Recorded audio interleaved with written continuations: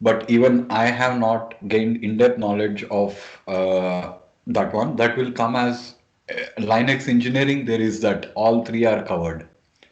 And Red Hat new one, Red Hat certified engineer, they are saying previously what has Red Hat certified engineer, they moved it all to some other place. I'll tell you that exam number. But now what Red Hat certified engineer they are saying is whatever is the admin only is plus Ansible tasks. Okay. But before we start learning Ansible and see why they are using to automate everything, we need to learn one important service called SSH. Okay, secure shell. But before we understand what SSH is and everything, we will just take a quick review of what a service is. Okay, what services are. So which one manages what, which daemon process manages services? Abhi or Venkat, answer me. HTTP. H. No, no, daemon, like all the services, which one will be managed? Which daemon process? System D. Okay. Yeah. System. Yeah. Okay, system daemon manages all the services. Main thing is we need to know how to start, stop the service. Okay. Okay. So the commands are systemctl This. start, systemctl stop service. Okay. Okay. The next thing about the services is we need to enable and disable. Enable means it will automatically when your machine starts, that service will be up and running. Okay. Then disable. What does disable mean? Means it will when your system is started, it will not run. You understand, right? Hello? Yeah. Understand it? Yeah. Okay. So we have enable, we have start, we have stop, we have disable. These are the core things. These are must know. Okay. Then what else do we need to know about the services? Is where are the service files located? Okay. Where are they located? System D. System. Uh, USR system lib. system is where etc all the configuration files are there, right? Yeah. But they are actually located in user lib systemd system. Okay, but don't modify the files directly in user lib systemd system because when you upgrade your operating system, those files will be overwritten. Okay, but if you make the modification in etc systemd system, then even when the upgrade happens, you are safe, and that is the best practices. Okay. The main properties that you will see in the service files are start, stop. Okay, what command will start the service? What command will stop the service? That is, when you do systemctl stop, what command has to be invoked? Internally, again, everything becomes a command that is there, and everything will run as a process, which we have already seen before. Okay. And the processes in Unix always start with the parent process, and system D is also the parent process. It's a process number one. Okay. So if I look at my this one, system D is always the process one. It's also called the root process, but nowadays that after 7, they are calling it as system. So even on any Linux system, that is true. Okay. So PS AUX, right? And then you will have PS AUX pipe on head -3 if I do it. So if we look at it, okay, there is sbin in it, but they are calling it as root process. But if I look at the KVM module here,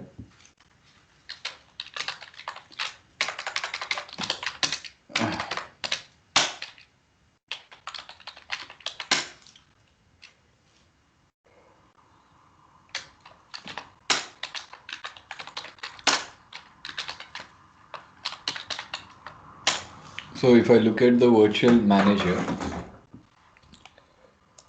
machine manager, then we open it and then we start it, and then we start the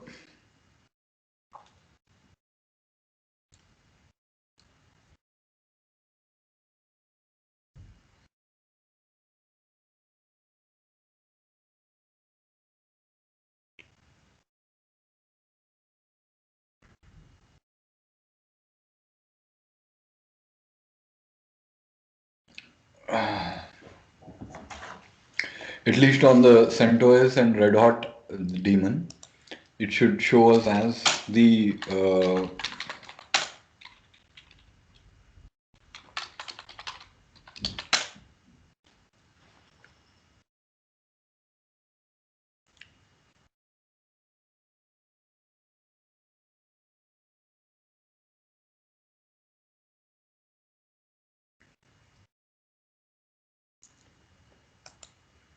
so that is simply equal to this one. And if I do it, let me see as a root if I am going in AUX Python grep.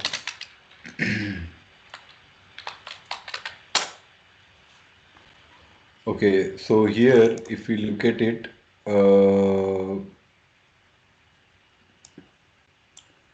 yes, this one user lib systemd system and the process ID. Instead of that, let us do ps minus AEF. At least on the Red Hat system, it explicitly says that that is the yeah pipe grep system. Okay, so instead of that, let me do Python head minus 3. Okay, so here we get the process ID of 1, and even that is saying it as systemd. Okay, and then it is running in that particular thing. So if you look at it, they are all run from user lib systemd. Okay, so if I go to that, if I do a long listing on that files,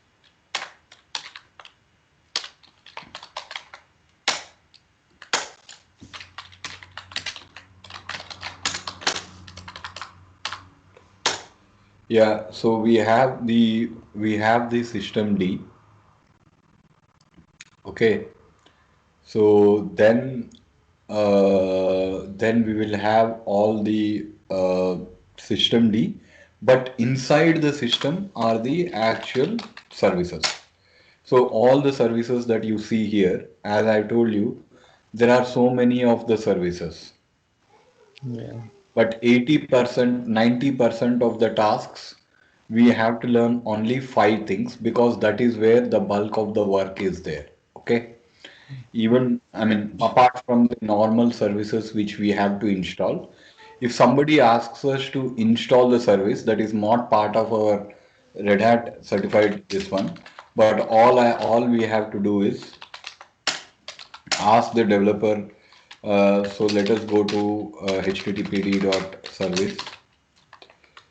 Okay, so ask the developer what his program is. So when we look at the exec start, we just give it that what he has to tell us how to run the service, and then what is the way to reload the service and how to kill the process. Is there any command which we can execute which will automatically destroy it? When you say systemctl stop, then what happens is, this one I didn't teach you, but because it's not part of the RHCA syllabus, but in general, these are the three things that are most important. Okay. Now environment file, it's up to him. If a developer says that I have some properties file which needs to be loaded up into the environment. Environment is, when people say environment in Unix, environment is a simple thing. Okay. What is the concept anybody knows with environment? Key value pairs. That's it. Like this. Yeah. That's all. Nothing. Key value pairs. Sometimes you will also have functions. Okay, either you can get it by using the env command or by using the set command. But the set command, what it will do is apart from displaying the environment variables, okay, that key equal to value pairs, it will also display the functions that are been given into the shell. Okay, so that is the that is where this whole problem, that is the whole concept of the uh, system daemon. Now, that is the whole concept of the environment file. So essentially, primarily we'll be more, that is what we want. Okay, but if we want any other properties to change, then we just added it. Like last time, if you look at it, what did we do? See, description not mandatory. You can give any description that we want. After might be important. Why? Because what we are saying here is target will come. We have also talked about the targets, but sometimes it can be any service also after. Okay. Then the service, this line, this stanza is the most important stanza. That's it. Okay. This stanza is the most important stanza, which says where the environment file is, the developer has to give. He has to give the commands. If he can't give us the commands, then you will have to say, you will have to write bin kill and then do a grep on some maybe Java da he will do. So we'll have to say, okay, can we grep on this one and then do a kill on that one. Okay. That way the system will always, that way that process itself will be managed by systemd. Why that is important to that your process is managed by system is you will get centralized logging. But we haven't talked about logging, but I'm just showing you. We will talk about logging because all the logs can as a DevOps engineer, the main thing is if a developer asks where are my logs, okay, then we should be able to give it to them immediately. Okay, so ls var log,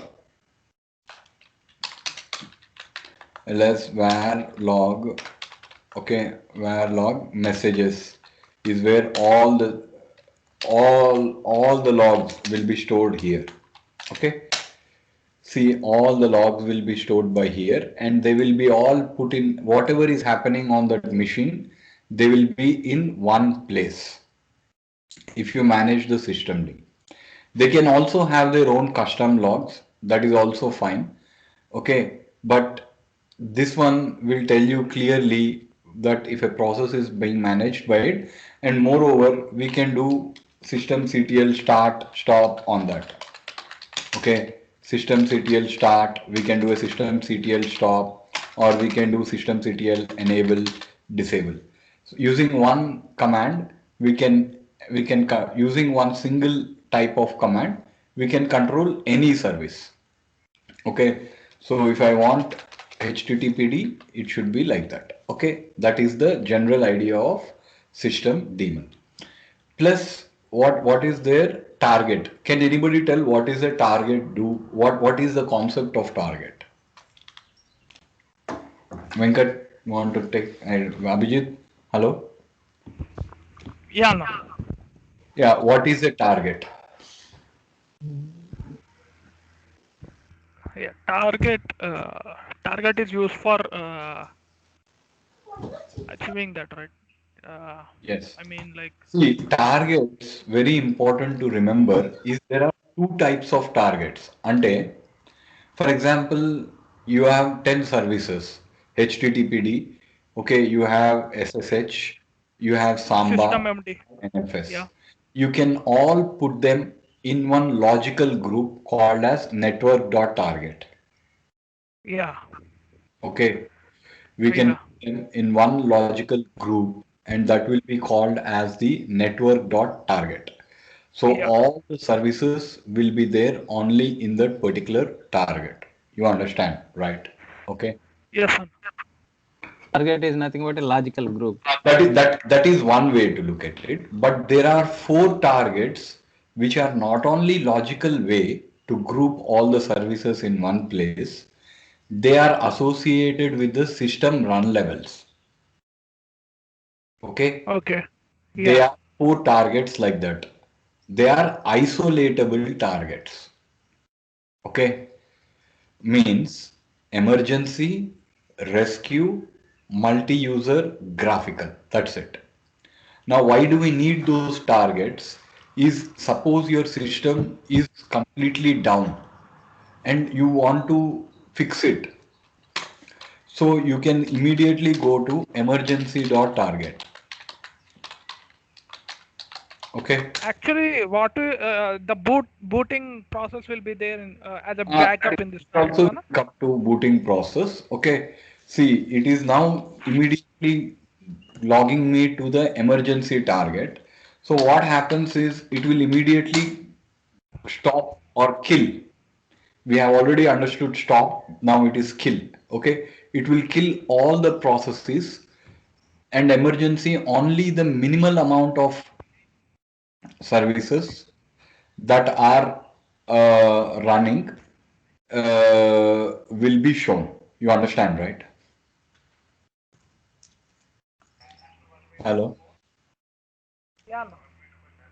Yeah, so only the minimum amount of services that are running will be shown.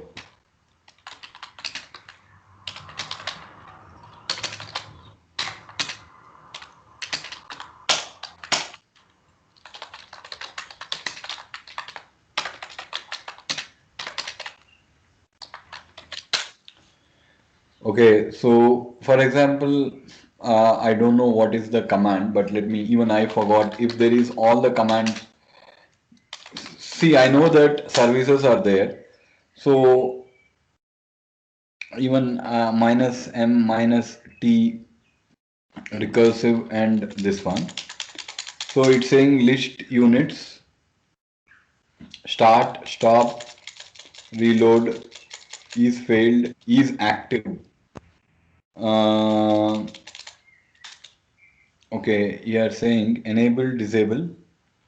Unit file commands preset is enabled, unmask, use, add units, add requires, machine commands, job commands, snapshot commands, environment commands. Okay, so basically here we have is system running, default, rescue, emergency, halt, reboot, switch root, and so on. Okay, so we'll have the list machines, we have list unit files, and then we will be able to we are able to see all these services that are there. Okay, so right, mask, you mask, and so on and so forth. Yeah, so that way what we will have is all the particular machines, all the I don't know if we can find out all the services that are running, but main thing is once you isolate into emergency target, it will only start the services that are there in the emergency dot target. Okay. Now, how do we know what are the services that are there in emergency dot target? So isolatable target means system will go into one particular state. In that state, rescue.target minimal amount, maybe only two or three services will be there so that you can do your fix. But if it is emergency target, then you can do something else.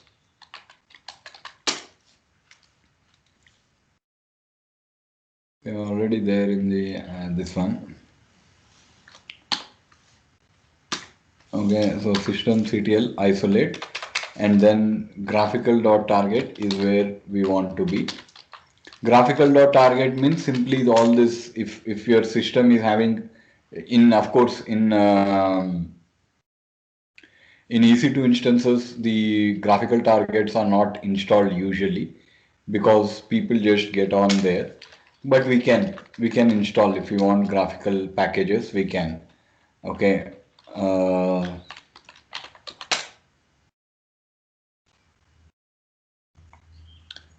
So how do we know what services are there? Does a target know whether it has which services? No, it is reverse. Service will tell which target it needs. Okay, that is slightly confusing here. They made it inverted, this one.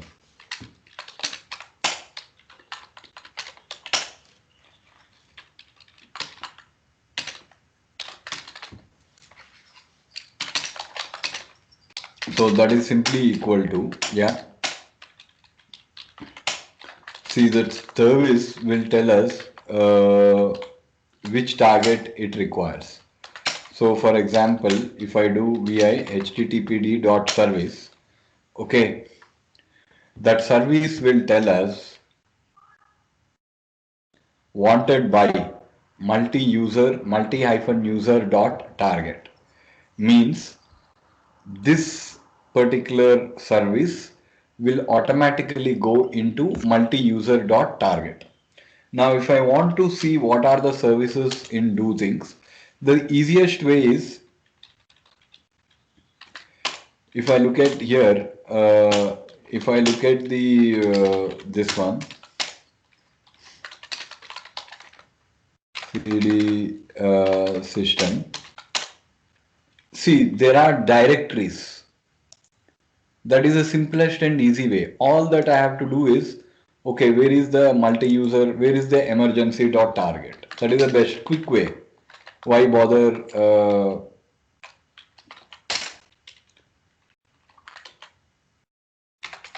Okay, so ls, if you do ls user lib and then systemd, okay, and then what do we see here? ls user lib systemd, and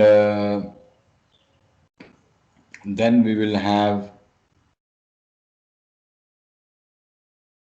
ls user lib systemd, and then ls user lib systemd.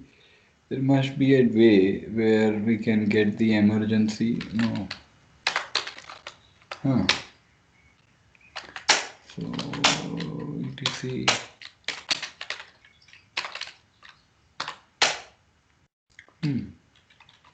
But at least if I go to multi-user.target.wants, okay, ls, then I can see all of them. Then I can see all the services that are there. Okay, what are all the services that are actually using the multi-user target?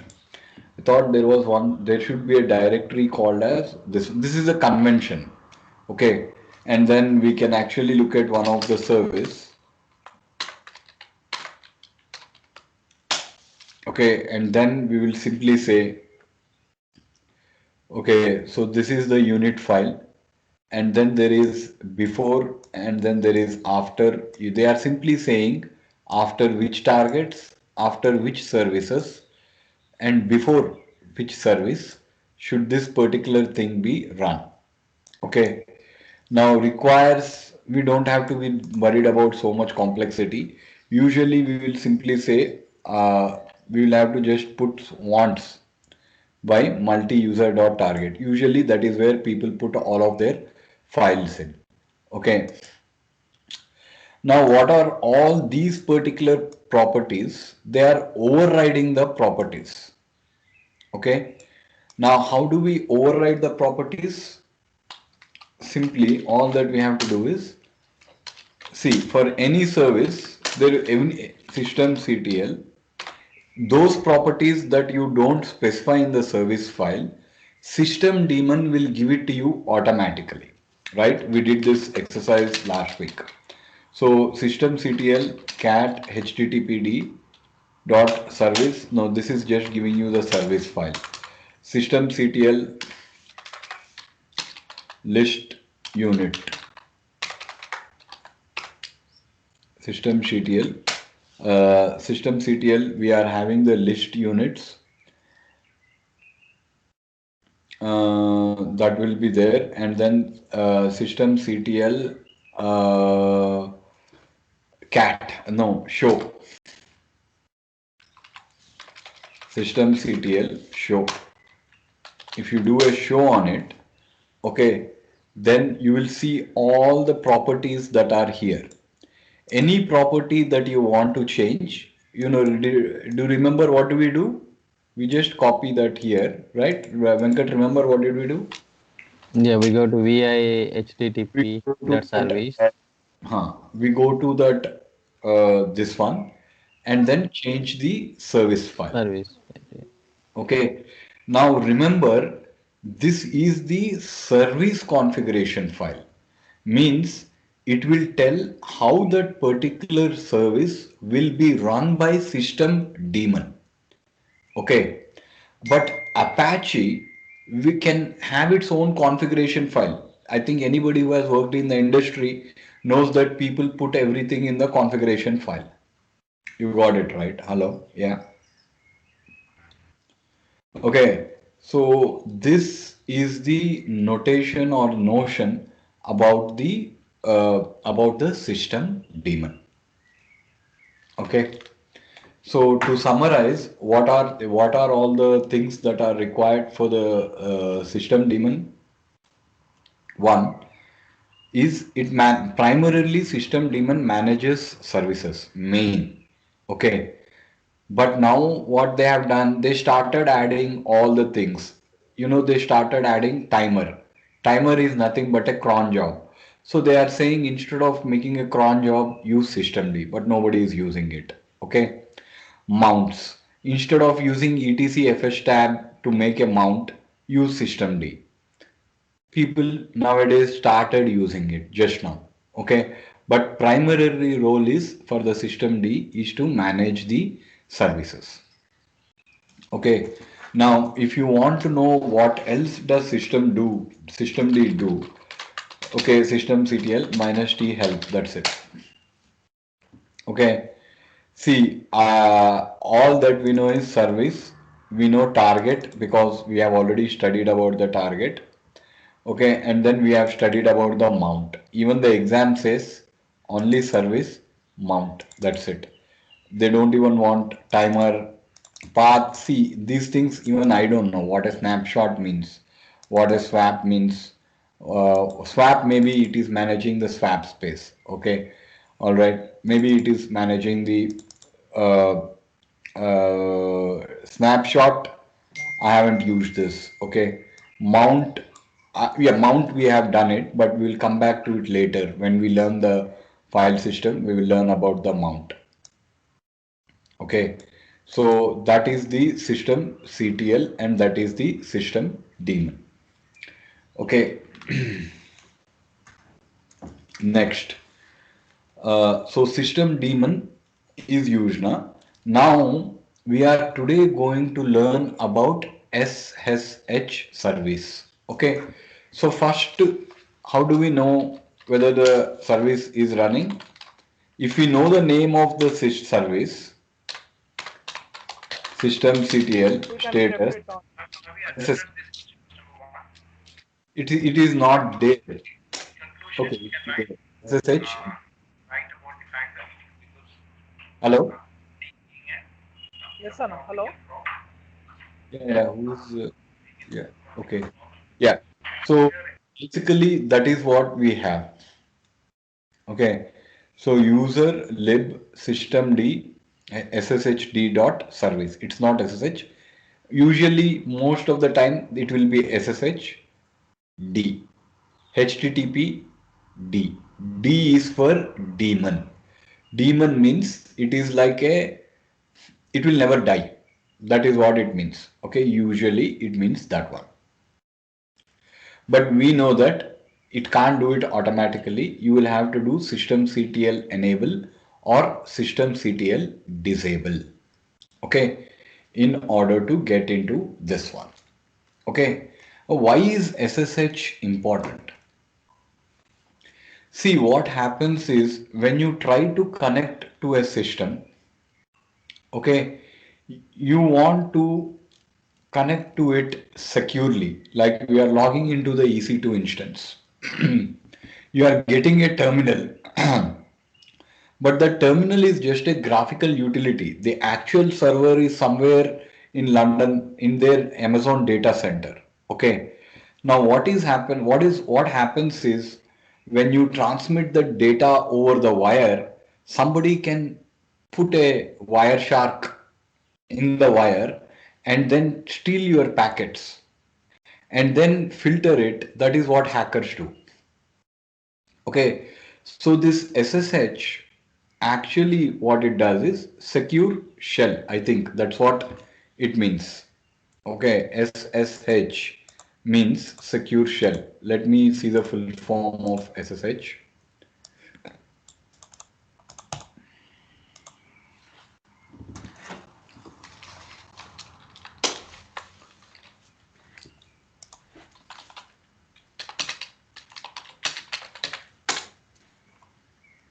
Secure shell, that is it. It is secure socket shell, particularly a secure way to access over an unsecured network. Okay, so it is secure shell, but it is only secure. So we will learn little bit about cryptography. We will not learn theory of how to generate the algorithms and everything. Our job is we need to be able to generate a key.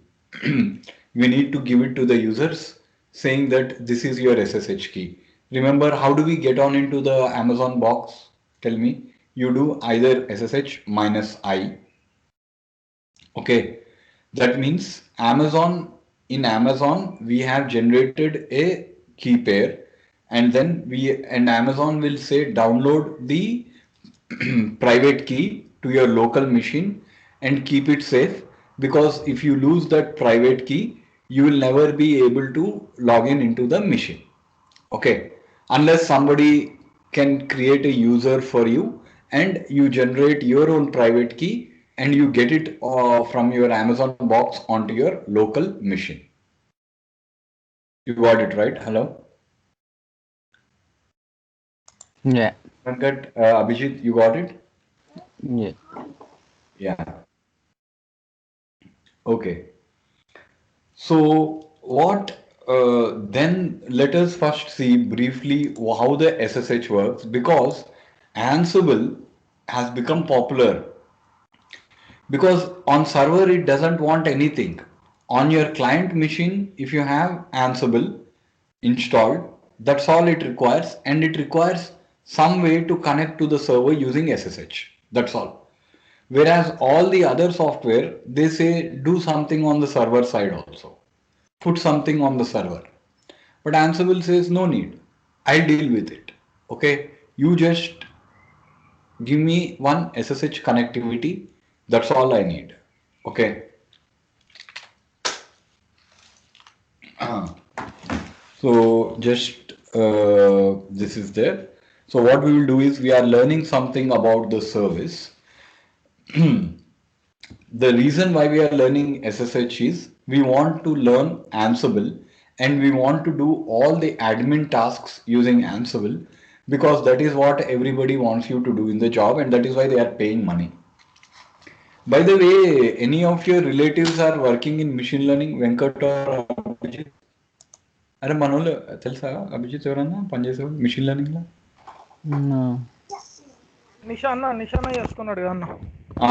Node data science లో చేస్తున్నాడు. Machine learning salaries are going up to $1 million అంట అమెరికాలో. That's what they said. In UK, no. In UK, it is very standard, most of the skills. No, because why? Because all these companies, Tesla, automatic car, this one, machine learning is salary in America.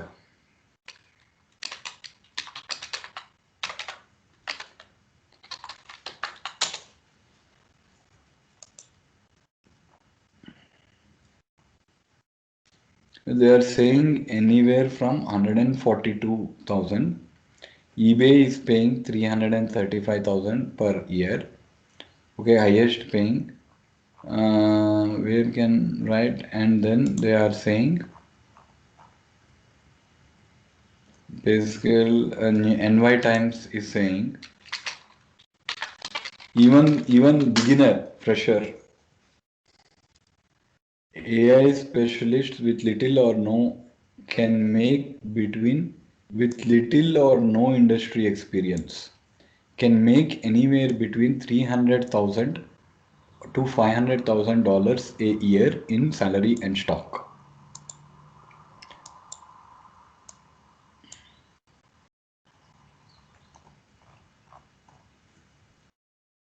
That is what they are saying. Anyway, so that is what it is there. Anyway, but first let us concentrate on this one, Gmail. Venkat, do you know anybody? No, your friends or any relatives? No, neither.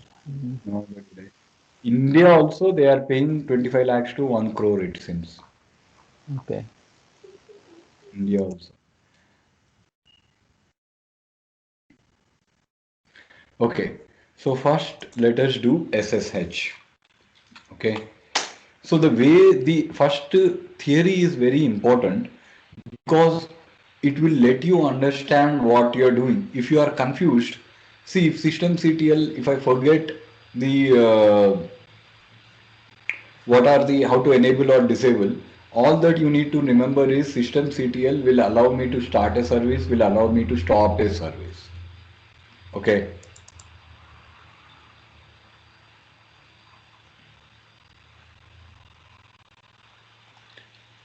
See what happens. Can you see this picture or should I make it bigger? No. Can guys see this picture? Yeah, I can see it. Yeah. Okay. Let us see if we can get it back to.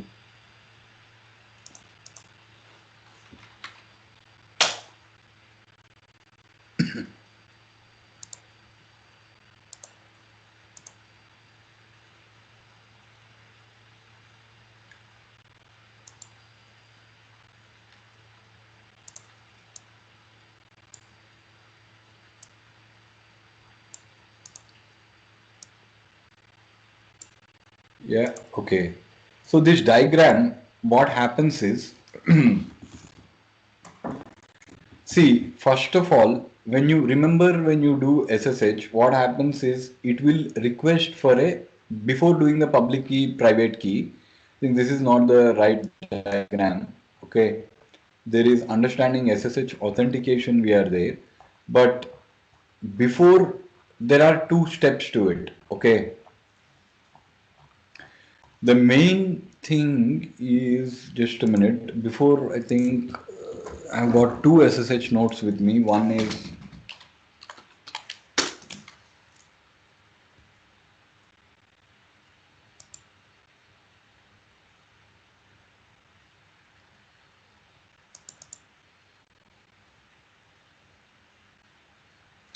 yeah.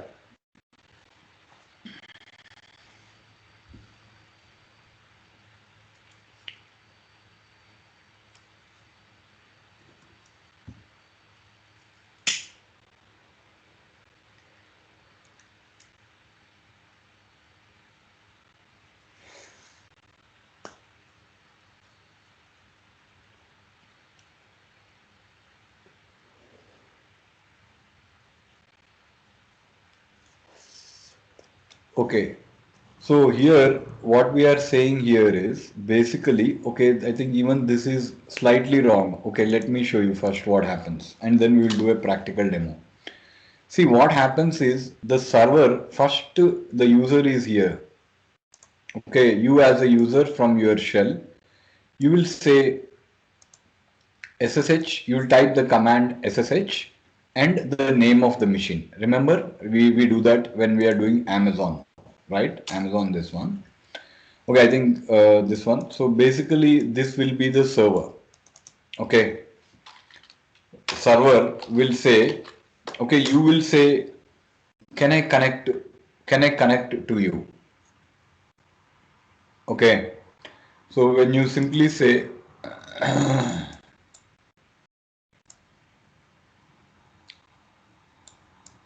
Okay, so when I say simply connect to you, okay, then the server will send what is called as the key in etc ssh underscore key dot pub. Okay, so the server will send it. I don't remember the exact location, but main thing is I'll tell you which location you shouldn't forget and why it is important. So then the server will say, okay, I have understood. You want to connect to me, so I am sending you a public key. Okay, this is my key.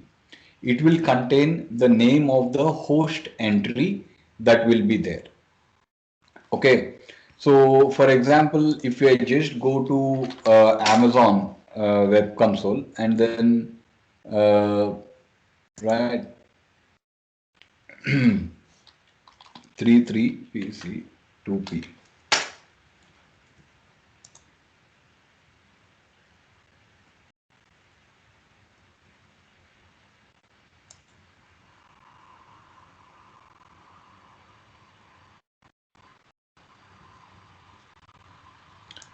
So here we don't have any instances running. Do I have at least one? Okay, launch. That's a better thing because then so here we are in the Amazon cloud. Okay, let me just quickly launch one machine. Okay, T2 micro. Okay, next add storage, next add tags. Next configure the select security group and then I'll simply say allow traffic and then that is simply equal to the SSH and then we will launch instances.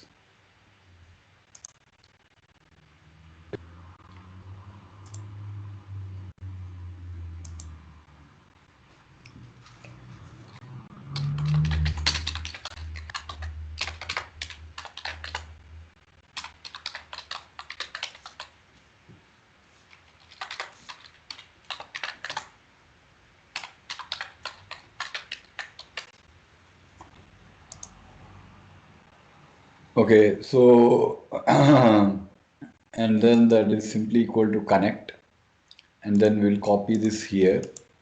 Okay, so what we need to do is find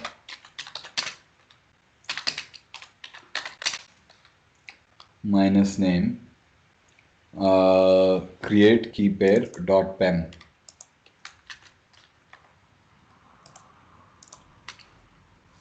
Yeah, so then it will say SSH minus, is it there? I already created the machine? Yeah, it's already there. So at that particular point of time, when I initiate this connection, okay, I'm not talking about what is happening here. I am talking about when you first SSH onto the machine.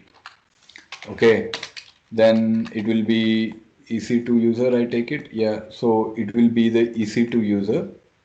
Okay, it will be the EC2 user at the rate. We'll just copy it from here so that I don't make any mistakes. Right? See here it says the authenticity of the host cannot be established. Means it is sending you a fingerprint saying that this is my fingerprint. Then it will ask the user whether they want to continue connecting or yes or no. Okay, so I will say no. Why? Because I want to show you one important file. This is more important than remembering where this particular key is coming from. Okay, even though that might be important, but most of the times this is where the importance comes. There is in your home directory, SSH will create folder called as known hosts. Okay, so what I'll do is I will delete all the hosts here. In fact, let's do a complete delete on all the hosts here. Okay, so then we will simply say the authenticity of the host can't be established is this one. Do you want to continue connecting? Yes. So then you should be able to, then you are now connected to the box. All right. So then we will simply say SSH known hosts. Okay. So here, if you see it, it is known hosts. Once the server has connected, it will put an entry in this file. So if I remove these entries again, right, this is more important because the practically this is where most of the problems come. Okay, sometimes there is a clash, sometimes this. Now again it will say yes because it has not saved because I have removed that entry. But if I say yes, okay, now I exit out from here, and then if I again SSH into it, it doesn't ask me the second time because it has stored the server. It has a fingerprint. Even I don't know the exact details of the fingerprint, but it will probably have a DNS name. It will probably have the server's public key, okay, SSH key to say that I am actually a real server, and then and then the SSH client on your machine is still asking you, do you trust this server? Do you want me to connect there? Okay, then once you say yes, then it will store that servers, that etc whatever I told you. I don't know exactly where it is storing it. I'll have to find out. But more important is that it is there in the known hosts. This concept is clear, right? Okay, this is the server. When you try to say server, that yes no thing. Is it clear the location of the configuration file and how it is working? Clear, na? Hello? Yes, yeah. Yeah. Okay.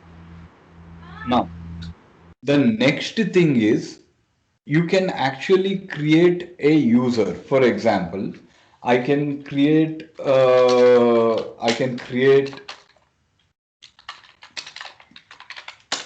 okay, I can create a user, okay. All right. Actually, this is what we will have to modify is this property, this configuration file, 4 or 5 things are very important. Okay. One of them, that key I told you, right? The host key. It is in the etc SSH directory. Okay. It will send you one of that key that is initially coming, right? That is the host key. Okay, when you install SSH server, that is there. It is in the etc SSH directory. Okay, always whenever there is a service, usually there is a properties file or there is an XML file. But in our case, we are having a SSH is a properties file. Now, what these guys have done is they will say password.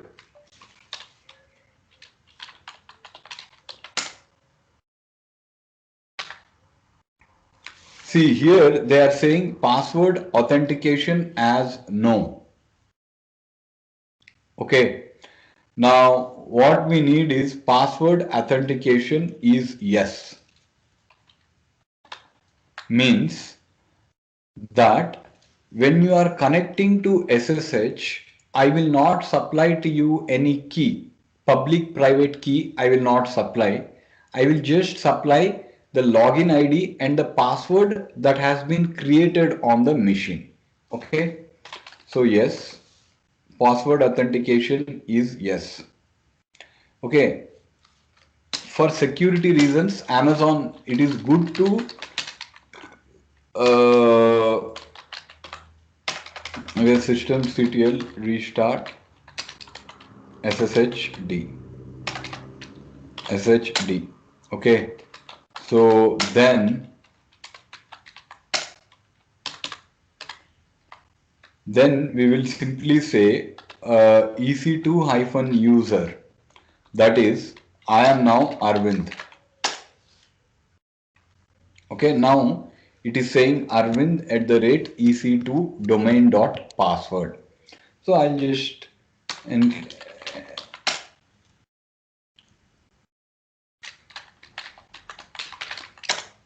okay, now I am logged in. Okay, now this way of logging, what happens is when you issue these commands like this, okay, somebody can put a wire, can intercept the traffic between my machine and the machine that is there on the Amazon and can see, snoop on what you are doing. Okay, so that is why people will disable that one. Okay, we will later learn in the practical what is there. That is the important property. Instead, what happens is better is SSH keygen means, okay. So here, if I exit out from here, okay, this we have already seen once, right, guys? Do you remember? We have seen once, right? Remember, Venkat, this SSH Y- keygen, all Yes, right? yeah, for connecting between two systems. Connecting it into the this one. Now you now the SSH keygen also, while it is not told in syllabus, I will tell you why it is important that uh, that is there. The key, I will show you one way to do it, but actual way is, in fact, let me show you the way which is better. Okay. See SSH keygen, and then I will say I don't want you to save me in this file, and I will call this as any name, Arvind underscore RSA. Okay. You for now leave the fast phrase empty. Okay. So then we will have this Arvind. There is a public key. There is a private key always. Now, this is very important. Where should the public key be and where should the private key be?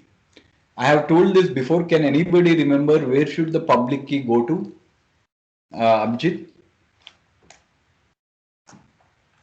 Yeah, na. Hello. Where should the public key go to? Public key go to the private key. Public key must be identified by the private key of that server, right? Yes. Public key The of the public system key must should be, be on the server side. Okay. yeah, I server will side. tell you, and the client is me. Now I'll tell you one scenario. You tell me, Venkat or Abhi and Avi, Yeah. both of you or any of you can tell me, I have a Jenkins machine. I have Okay. a GitHub repository. Okay. Yeah, na. Jenkins wants to push something into GitHub. Like how we do Git push, it wants to do a push into GitHub. So where should the public key be and where should the private key? Should the public key be in Jenkins or on GitHub? Can you tell me? Git must be having the private key. No, Jenkins must be with the public key. no, because Jenkins is trying to connect to GitHub. Okay, so Git So is the public. the server. So GitHub should have the public key. All right. Okay. Okay. And Jenkins should have the private key. Now, where should this public key be put? Okay. Now SSH also gives you a command called copy ID. But what happens with that copy ID is it is of limited benefit to us. Okay. So that is SSH copy ID. Let me see. Uh, Let me see if I can do this one also. So SSH copy ID.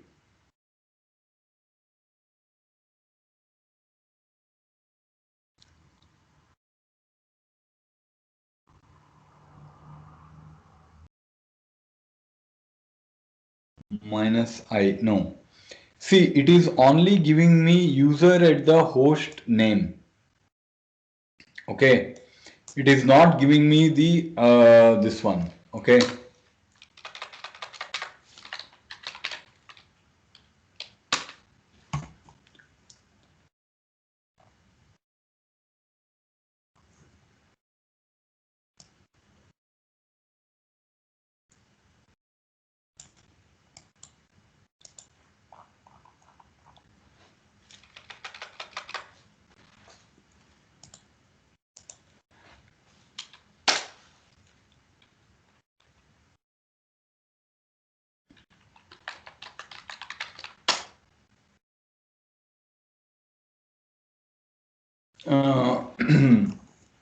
But unfortunately, there seems to be some other this one. Okay, so it is having a key-based security. So will it ask for password? Hopefully not. Okay, so that is a passwordless this one. Okay, so here if I just do Arvind at the rate of this one. Okay, now it has copied that public key over, but it didn't copy Arvind underscore RSA. Where does it put? In the home directory there is this one. Okay, so here we will see a file called authorized keys. This is where it puts it. Now instead of doing it that way, what I can do is, I don't want the key that is stored as id underscore RSA by default. Okay, instead I want Arvind underscore RSA. So there is only one way you can do it. You need to modify this file somehow with that key. Key means it is just a string of characters. That's all it means. Okay. So what is the quickest way is, let me think. I think the best way is for me to do a SCP. Now SCP and SSH are closely related in that SCP will use SSH to get to it. There is also rsync. But right now we'll not cover rsync. We'll just do SSH, SCP and SFTP because all these are required to learn Ansible. Okay. Actually only SSH is required to learn Ansible, but we will get into that one. Okay, so we have SCP. Hello, disconnected due to power cut. Okay, fine. Okay, so SCP. So what am I doing, Venkat? I have to take the public key. Okay, public key. So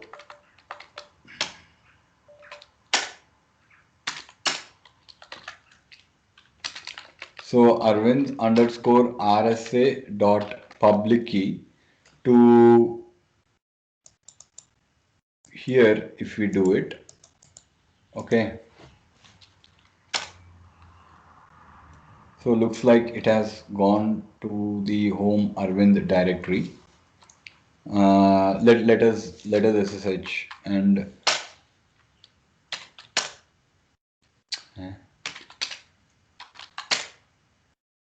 no, it didn't. Where it didn't put.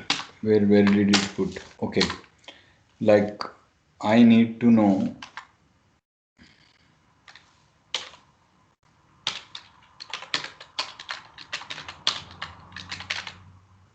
Arvind underscore RSA. So that this location I want to copy, right? Then that is simply equal to this one, and now we have the this thing. So if I do ls minus a, there is this thing. So I will move Arvind underscore RSA to dot SSH. Okay. Now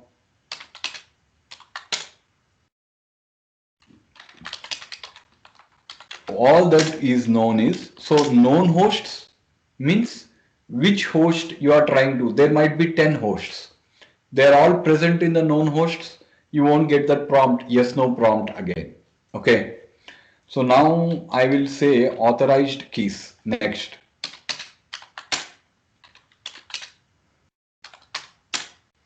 So now we have the authorized keys. Okay. So now we will have cat or greater than authorized keys. Okay. Now we have Arvind underscore RSA dot pub. Okay. Greater than authorized keys. Now vi authorized keys. So now we have got the public key up there. You got it right, Venkat? Okay. So now let me tell ls minus l. Okay. Authorized keys. SSH Arvind at the rate this one. But now I want to specify a key.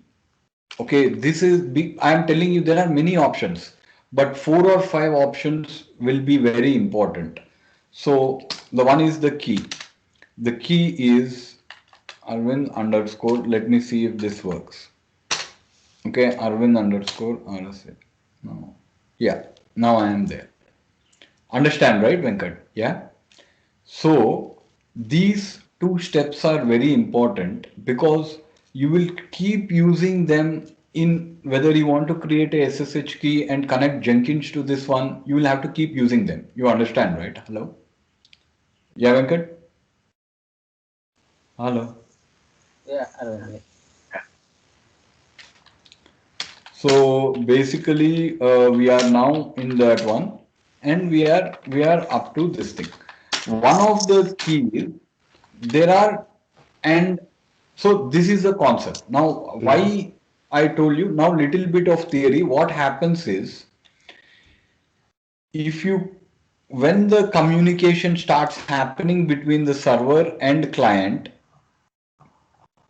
Okay, when the communication starts happening between the server and the client, the public key, it will ask the server for a public key and then it will answer back the server. Okay. Okay.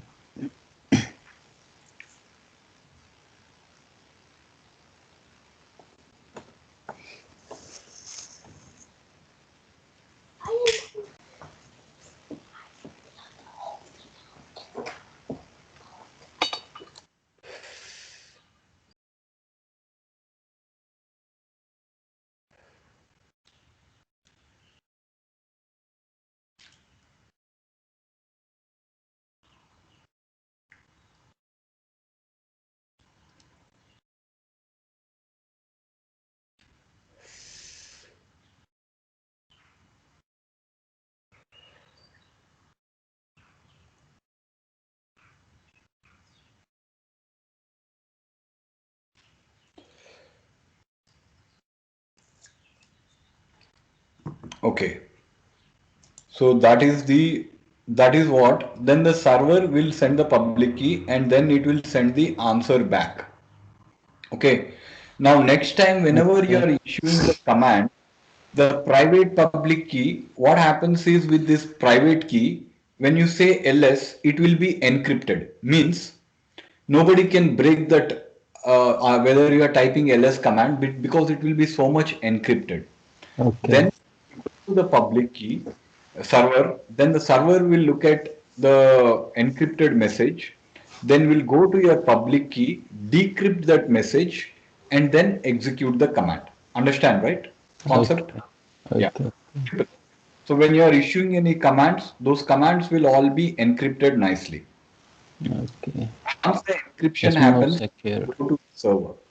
And on the server, it will actually come and give the these things. You got it, right? Okay. Yeah. So that is the concept of the SSH. So two important concepts means the first way when you are connecting to the host itself will send a key saying that is the host key, not the user key. Okay. Okay, the host key, then you will say yes, I trust this client. I am yes, I trust this server. Then the host key will be stored in the known hosts entry. Okay, you got it right. Hello, yeah. Okay. And the known hosts entry will actually get it into this one. Yeah. Mm, And then there will be public key, and then there will be the private right. key. Right? Okay.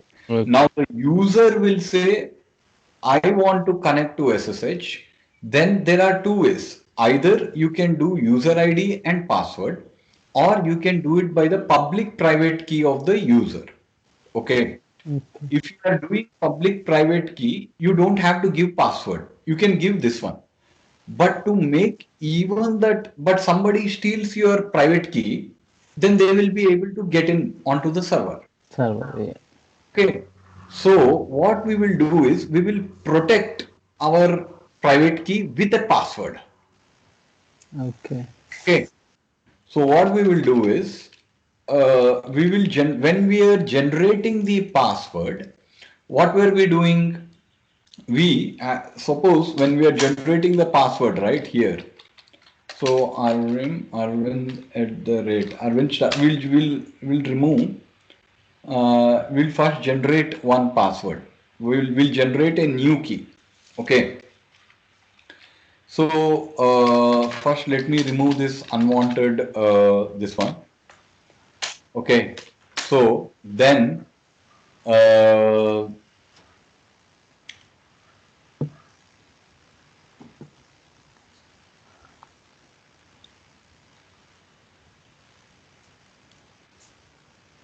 so that is simply equal to SSH keygen. Okay. No, we don't. We want it as Arvind underscore. You can generate as many keys as you want. Okay. Okay. Enter the passphrase for empty for no passphrase. Means here we have entered empty. So here I want to enter password. Okay. So I just want to enter a password. Now I have got the password also. So now let me copy this key instead. SCP Arvind dot Arvind 1. Okay.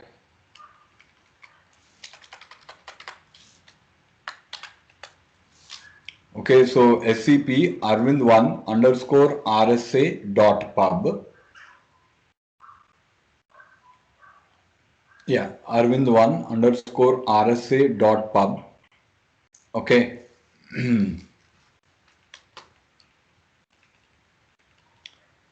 Right. So SCP Arvind1 underscore RSA dot pub. And then what we need to copy is -i. So I will use the existing key. Okay. Arvind underscore RSA. That is, I'm using the existing key. And I am copying this public key to Arvind1 underscore RSA dot pub. Okay. Now, why is he asking me the password? I have given the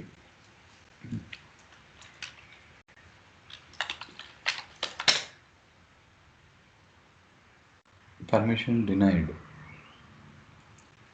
There is RSA1, right? You are supposed to use. Yeah, I am. No, but Yeah. There is new a R. Arvind1 underscore RSA Another dot one. new Another key. one is using Arvind1 RSA, right? Wait a minute. First of all, let me do the SSH with work. See, if I do SSHI, this is the old key. Yeah, that is Okay, the old key. that I already have. You And are entering in the old key in the SCP. so it shouldn't ask me for user ID and password because this key was never having a password. Okay. Okay. So now I am logged in, Yeah. right? Mm. Right. Now what I am doing here is instead of saying SSH, there is simple called as Okay. SCP. Okay. Yeah. And there is Arvind underscore RSA.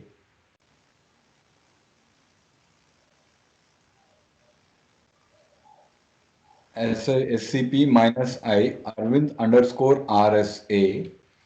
So we are having a key called Arvind underscore RSA. Then there will be another key called Arvind. underscore RSA dot pub. Yeah. Okay. Means what we are saying is Arvind 1.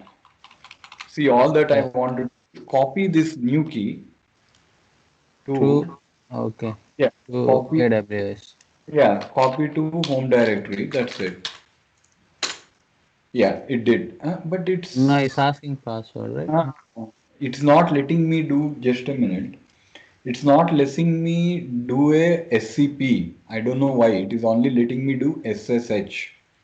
Okay, in that case, what I'll do is SCP. I don't know. I don't understand what's going on. So what I'll do instead of using the key, I already have a password. So that is there, right? Okay, so this has let me in. I don't understand what happened there. Okay.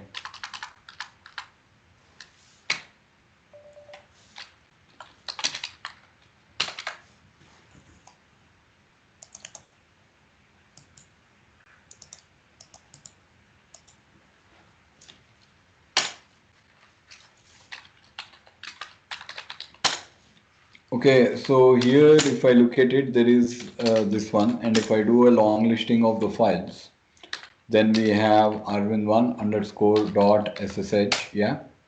So cd dot ssh ls, okay. So arvind1 underscore rsa dot pub. Now all that I need to do is cat on arvind1 dot rsa dot pub and usual this one. Yeah. So now I have copied a new key. It looks to be the same key. It's a different, yeah. No, no, the characters seems to be the same. Yeah, no. No, no, they are They are a different. little different, yeah. They are different. The first few characters are same, Same, but if yeah. the last characters they are different. Okay, right? So now here, if I go here, SSH minus I, this time it should, because this key is actually protected by password, it should,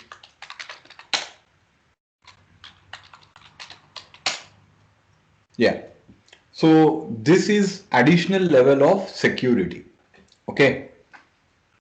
I'll cover all of this again, but first I am showing you and what we have done that. Okay. So this is the theory. Okay. Now every server will have certain configuration. Okay, so now let me get back to EC2 user so that I can get to, I'll add Arvind to this one.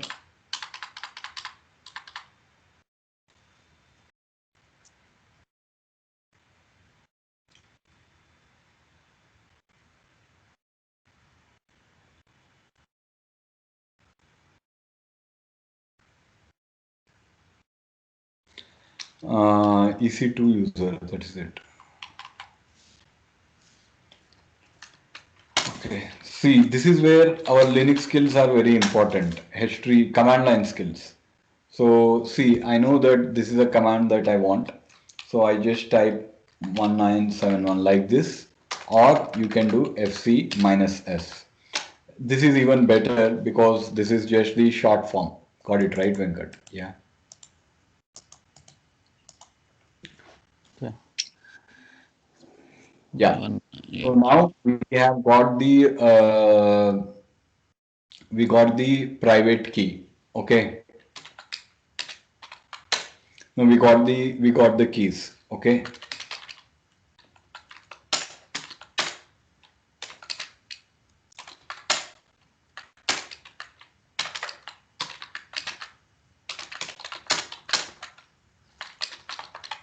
Authorized keys. Okay, so now we got the why is it there is on, okay, EC2 users authorized keys.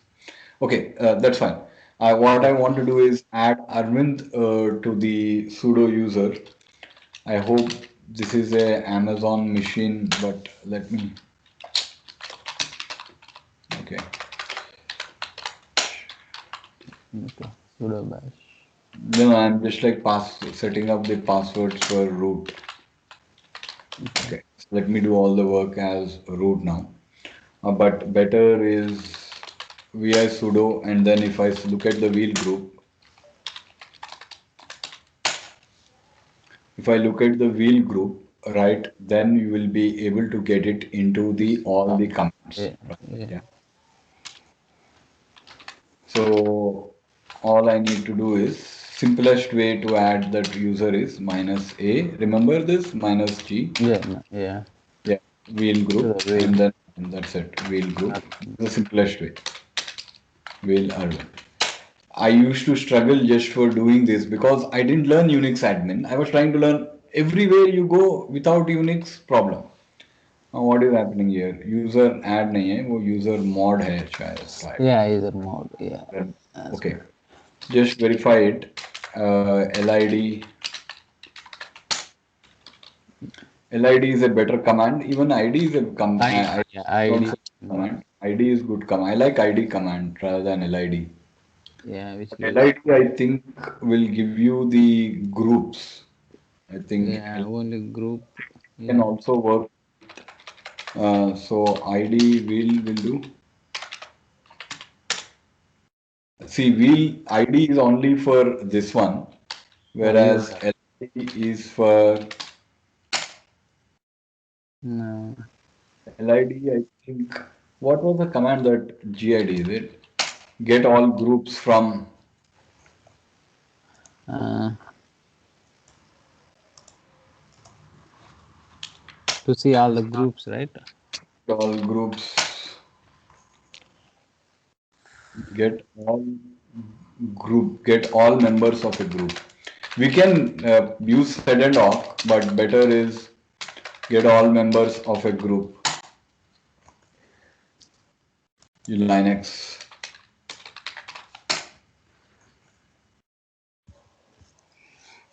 Members command. ID command is there, but LID. it's like for the newer one, it seems. ETC group, you can go and look at it. Okay, members is there. Better prefer command because then we can script it. Okay, members command not found, but you need to install the package. So remember, this is where our yum skills come. Okay, Yeah. yum provides /members. Remember, I taught you this yum, right? Okay. Yeah. Yeah. So it will go and search in the repositories. It didn't find No match found. Yeah. get ent, get ent.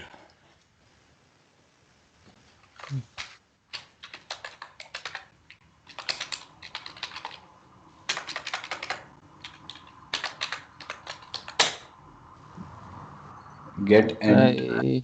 No, get ent wheel.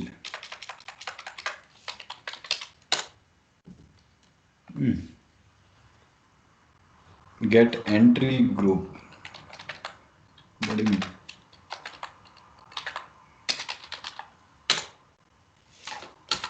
Okay. Okay. So this is basically giving you one line. If we don't, we can do a sed and yawk.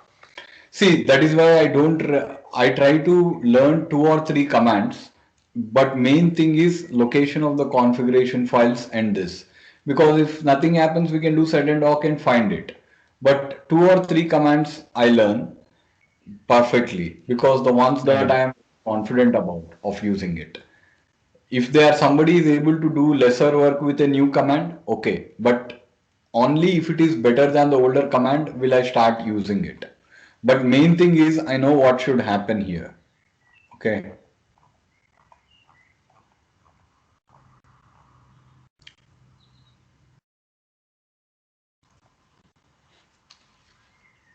To see, okay, LID is also there. Okay. So let us do instead of, and also I read the help because I already know the knowledge. I know that in Unix there are groups. So for a command that you already know, I mean, you can only use a command if you know the concept. You understand, right, Venkat? Hello. Yeah. Yeah. Otherwise, you can't use the Yeah. command. You will be That's too much. You can't do much. Okay. agree. So LID minus G Group. will EC2 user and Arvind. Okay, that's better.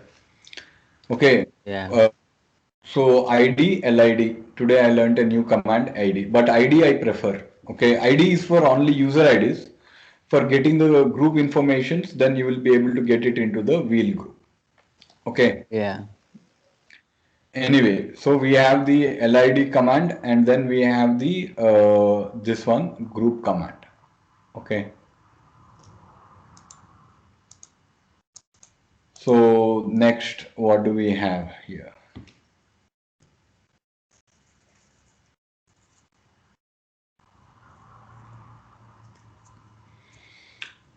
Okay, so we have user ID, we have LID, we have GID, and we have got all the groups and this one. Okay, but we are now concentrating on SSH, right? So the main properties are, we will go through some of the properties. SSH, this is on the server side. See, Okay. you can change SSH by default listens on the port 22. For now, don't change that port. When we learn the firewall, we will take up one exercise when we change the port because you also need to learn a very important concept of SE Linux. I will teach you that. Okay. But for now, remember that you can change the SSH port number 20, whatever it is. Okay. Port key usually nobody changes. Okay. RSA, DSA, this one. Unless you regenerate your own key, okay, don't change this. Okay, not required unless somebody tells us to do it. Okay. Syslog facility is important, but you will not understand this until I teach you what is logging, how logging works in Linux. Okay. Okay. Permit root login means permit root login means can a root login as the system? That is what it means. It is always better to not do that. Okay, don't permit root login, but sometimes in emergency purposes it is required, then enable permit root login. Okay, strict modes, I don't know. Authorization tries and sessions, even I don't know. So I'll have to read the documentation. Okay. But ones that are most important for examination purposes because they choose which are the most important ones. Okay. Next is password authentication, very important. Do you want Okay. users to come by passwords or do you want to permanently disable the future so that like they can only log in using the private and public key? Okay. Okay. It is important. Okay. Kerberos authentication, most of the things don't worry about it. Kerberos is a very big concept, but in AWS they don't want to use Kerberos, they want to use something else. Okay. Then there is GSAPI authentication, Kerberos authentication. Then there is X11 forwarding is important because any graphical utilities that you learn here, you can see it as a graphic. Okay, basically. Okay. Then TCP keep alive means even I forgot that. Okay, let me look at it. TCP keep alive is important, and another thing is allow users. This actually is becomes important. The authorized keys command. See, this authorized keys command I have used it in the last project. I didn't understand how it worked. See, I will tell you now because I have understood it. It will be beneficial to you. See, what is happening is right now, you are actually physically copying the SSH key onto the server. Got it, right? Yeah. Yeah. Yeah. And Instead, if you want that key to be somewhere else, maybe it is stored in your AWS account. Hello? Okay. And you don't want to store the key in the user's home directory, then you can use this, but very advanced feature, so don't worry about it right now. Okay. Okay. The other thing is allowed users, very important property. You can restrict who can log in using SSH.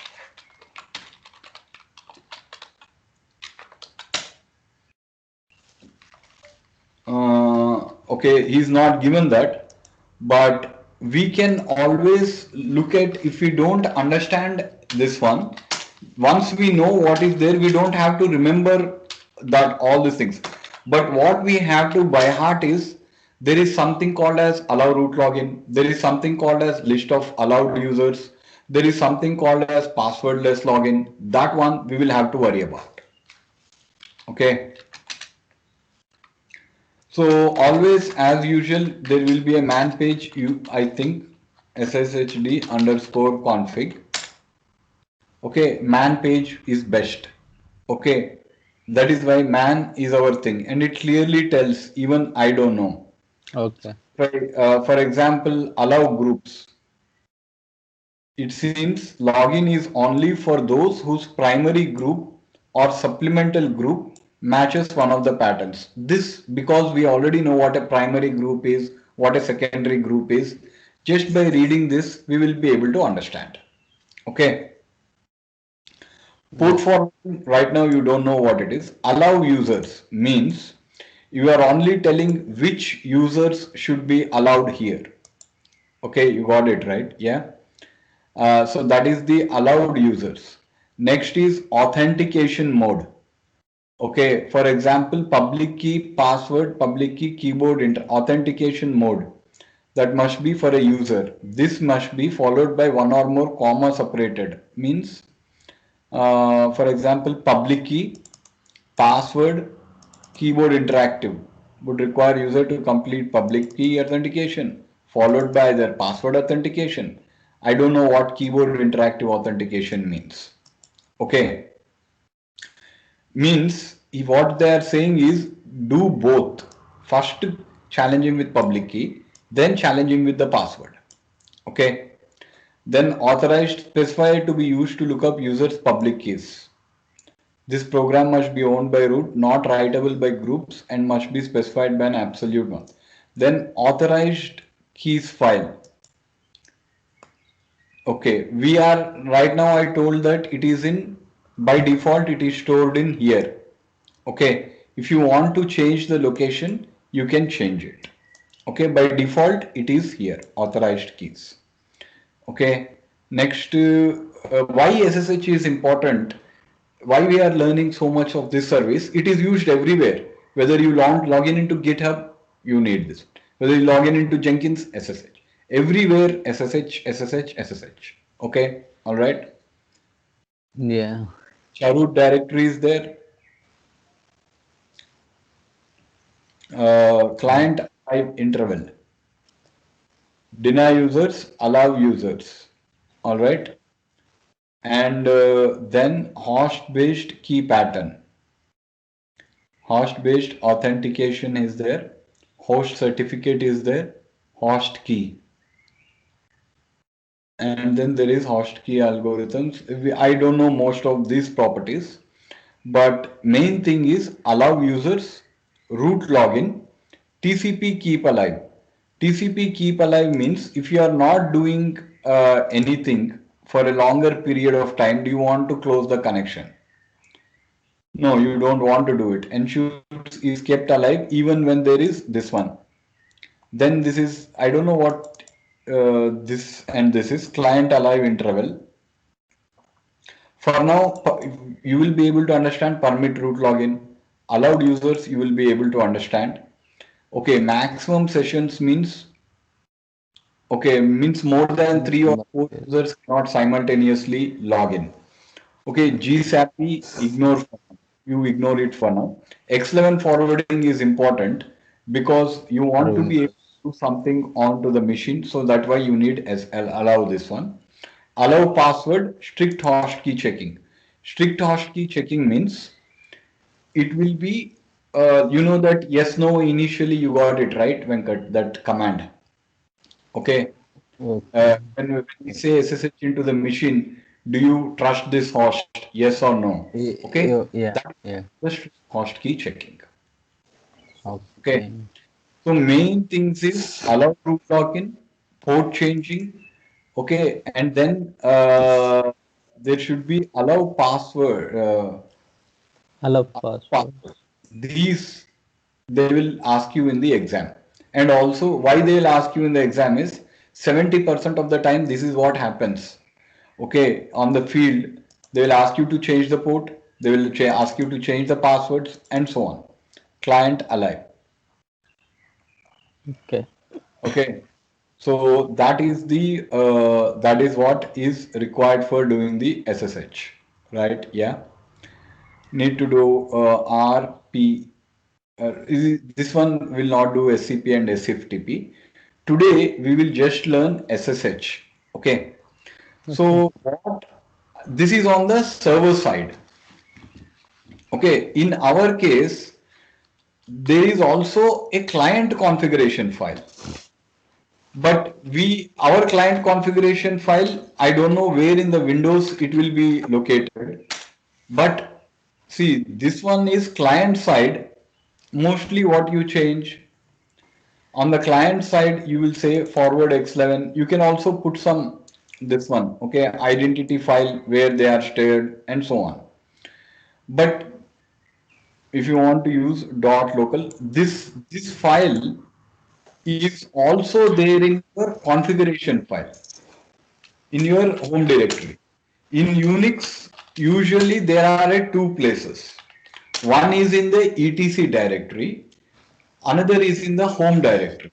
Can you guess why they have put it in two directories? Can you guess why? Mm, Put stuff in etc. When will you put stuff in home directory? etc. When we generate, we will put in home No. directory. etc में गया तो it is valid for all users on the machine. Okay. That configuration.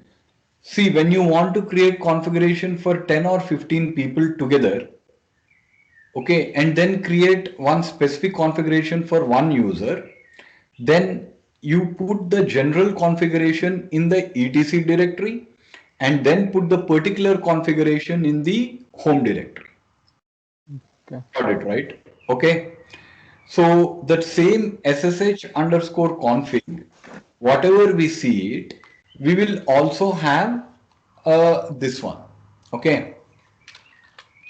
Now another thing, another client utility, it's all related to passwords. Okay. Another client utility is SSH agent. Okay. So now SSH, see, every time I was going, right, it was asking me for passwords. Okay. So if I don't want to do it, okay, then uh, SSH agent, if I do bin bash, it will start a new bash shell, and every time you don't have to type the password. That's all this one will do. But I think it will, so if I do, so that it has started a new bash shell. Okay. So if it has started a new bash shell, okay, so that is simply equal to SSH minus I. Okay, so here, where is the one that is there with the password? Okay, I think it will remember the password every time you do it. Okay, so here, if I do that SSH agent bin bash, okay, then you know that password when I was entering, right? You know that, so it is not asking for the password because all the keys are there without password. Otherwise, I think it will only work if it is in your home directory. Okay, this SSH agent. not like this -i. You know, in the home directory, and that too as id underscore rsa, then only it will work. So think what I'll have to do then is, let me do one thing. Let me do a keygen normally without by accepting the defaults.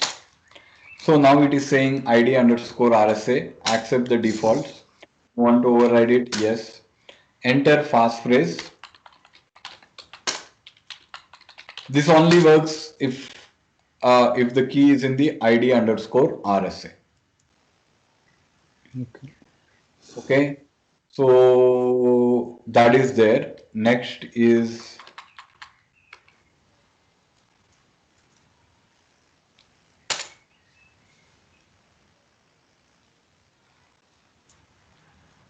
so that is SSH -i Arvind VS Code with this one, create key pair dot pem. Okay. So now we have to do SSH copy ID. Instead of using SSH copy ID, what did we do, Venkat? We took the file onto the machine and we copied it to the authorized keys file. You got it right? Hello? Yeah, yeah.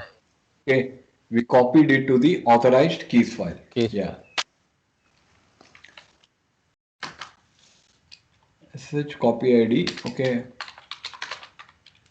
Around- So this time I'm not specifying any keys. So hopefully. And another thing is, when you are logging in as SSH, we will log in using the user ID, then we will log in using the host machine. First. Okay. So SSH copy ID.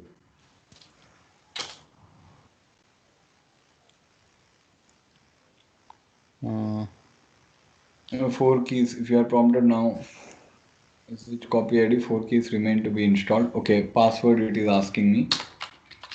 That is fine. Uh,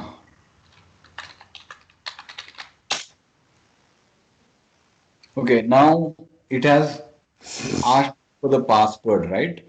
So now if I do SSH agent bin bash, means it will start a new bash shell. Okay. Now I think once I do this SSH, it will now use the key and it will remember the password, so that next time you don't supply the password. You got it right? Yeah. okay. So basically you don't have to supply the password.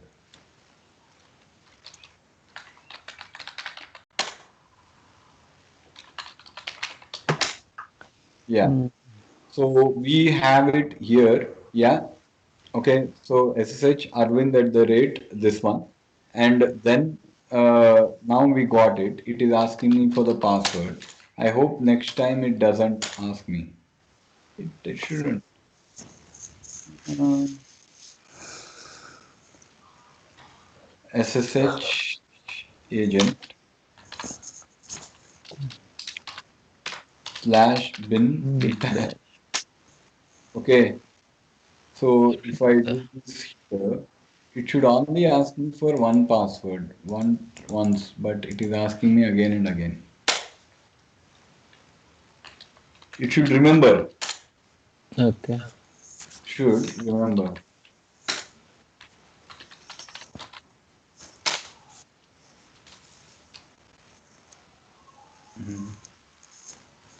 And then it is again asking me challenge for the password.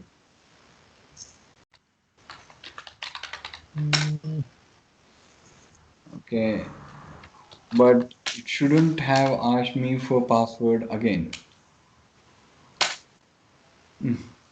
Okay, somehow that SSH agent, what it does is once you enter the password on your command line, it will remember it.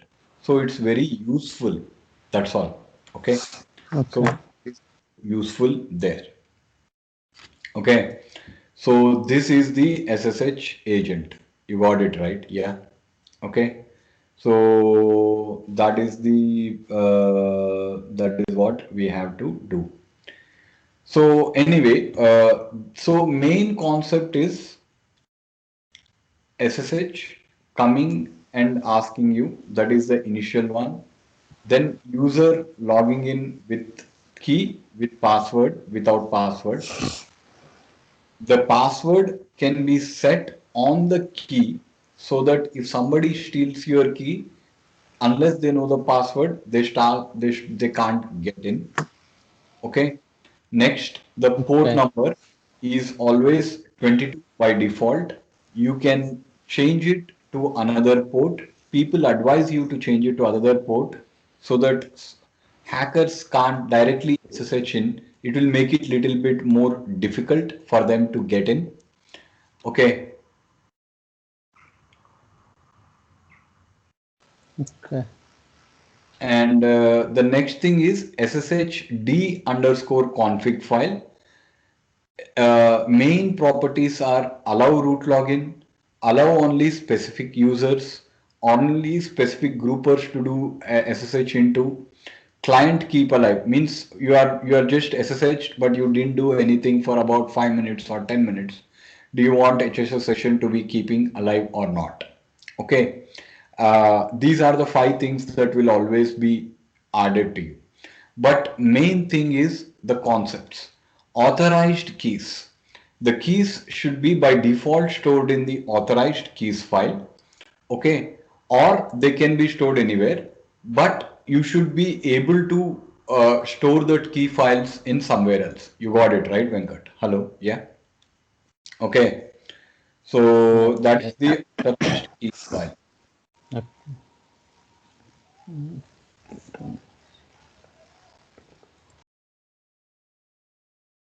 Okay. Yeah. So go to localhost when you SSH. This is actually advanced one. Okay. This is RHCE one I have given it where Okay.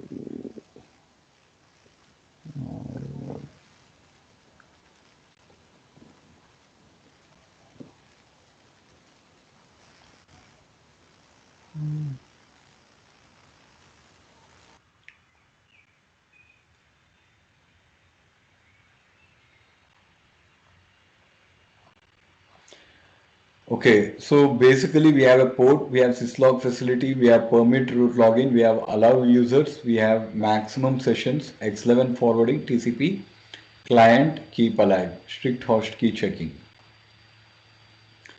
Okay, first create 2 servers on your machine. Okay, and do this exercise first. Copy it to server and verify using SSH copy ID only. Okay, first. Then try to generate a new key which is not in the home folder and try to copy it. You understand the requirements, right? Can Because is that won't get confidence in this one, it is will that be Amazon? We have to do it. possible. Okay. Next is do this exercise. Uh, Set up SSH key based authentication. This one you try with SSH agent. Okay. But do one thing, create 2 users. Okay. For one of the users, just create 2 machines. Okay. Create 2 machines. You got it right, Venkat. Hello. In Amazon. Yeah, because I'm just trying to see what are the most important things that will happen. Okay. So create 2 machines. Okay. On one of them, create 2 users.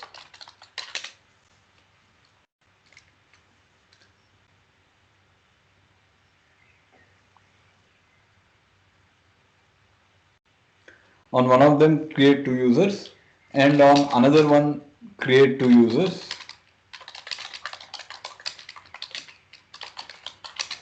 And on another one, create 2 users. Okay. then they should be able to log in. They should be able to log in using the passwords. Okay, using the certificate, using the private public key. Okay, using the private public key. Okay.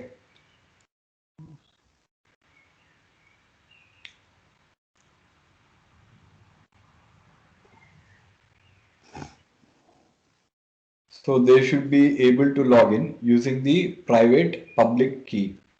All right, yeah.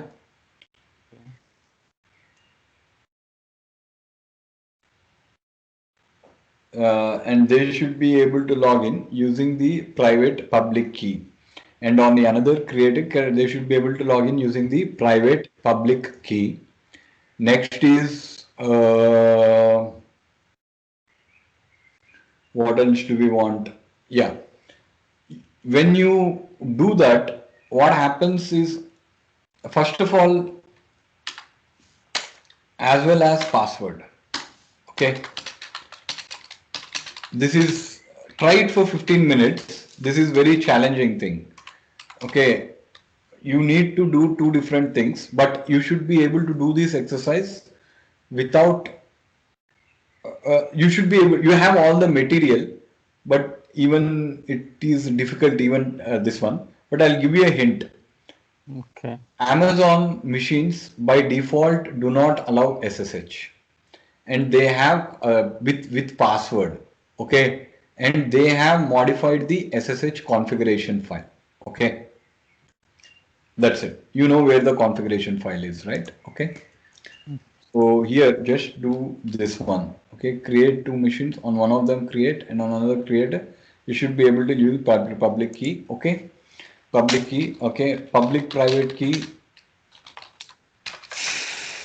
Public private key. Copy to the machines. Copy to the machines using SSH copy ID. Using SSH copy ID, and by using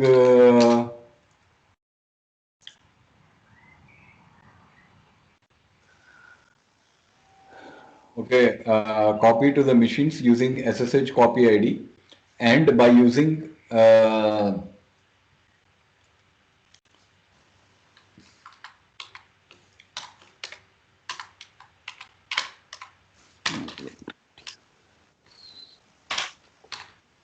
machines, and on another one, okay, and on another one, create to user, they should be able to log in using the public private key, as well as copy to the machines using SSH copy ID.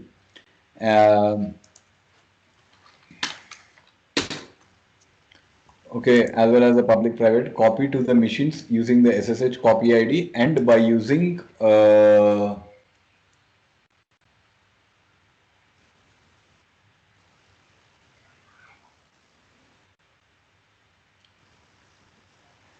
SSH copy ID, and by using normal copy, normal copy, however you do. Okay, normal copy. So this is what you do, and they should be able to, as well as by or by password, as well as or by password. That's it, or by password, or by password. Okay. Next one, you do this. Okay, because if you do these two exercises, then you will have a complete understanding of SSH, and then allow root to login. Allow root to login. You understand, right? Allow, yeah. Okay. Root to login. Create two users. Create actually on another. Create same to users. Create same user. Create same to users. Create same to users. Okay, that's simple. Okay, create. I think they should be able to log in. Okay, let's create three users. What we will do is Rob. Okay, Rob, Prasad. Okay, and Anna. Okay, and on another C, right? Rob, Prasad. They should be able to and create three users, and on another one create three create same three users. Only Prasad and Anna should be able to do SH. Should be able to do SH. Rob should not be able to. I think this will cover everything. Rob should not be able to. Because this is advanced. This is SSH tunneling. Okay.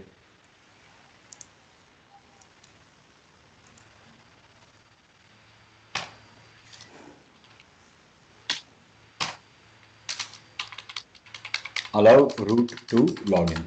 Okay. All right. Yeah. Oh, that is it. Yeah. So what I'll do is I'll share this. Take about 30 to 40 minutes. 30 minutes you take. Okay. Uh, then that SSH agent didn't work. I will try to make it work because even that might be useful to us. Okay. Now share to all the people. Anyone? Change? No. Anyone with this link only? Yeah. And then done.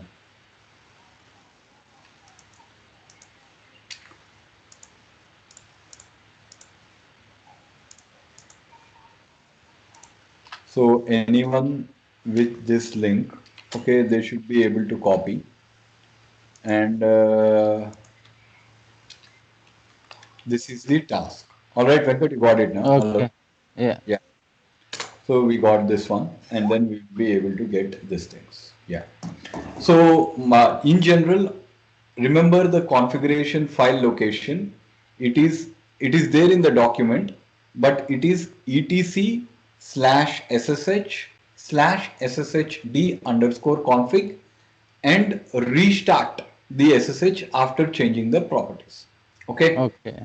Uh, if you give me your SSH key, I think I have it. I think I do have it. When initial EC2 user, right, use those same SSH key. Okay, the one that came. If you are stuck up, I think you take 20-25 minutes. It will sort it out. Then we will move to Ansible because we will use those two machines Okay. to learn. I don't think we will be able to learn do any task today with Ansible, but at least we will be able to connect to those two machines that you are creating using SSH, and we will try to create it. We'll try to install Ansible on a local machine and connect to those two machines and run one single command called ls or some other command. You got it right, Venkat? Hello? Okay. Okay. Yeah. Okay then. Yeah.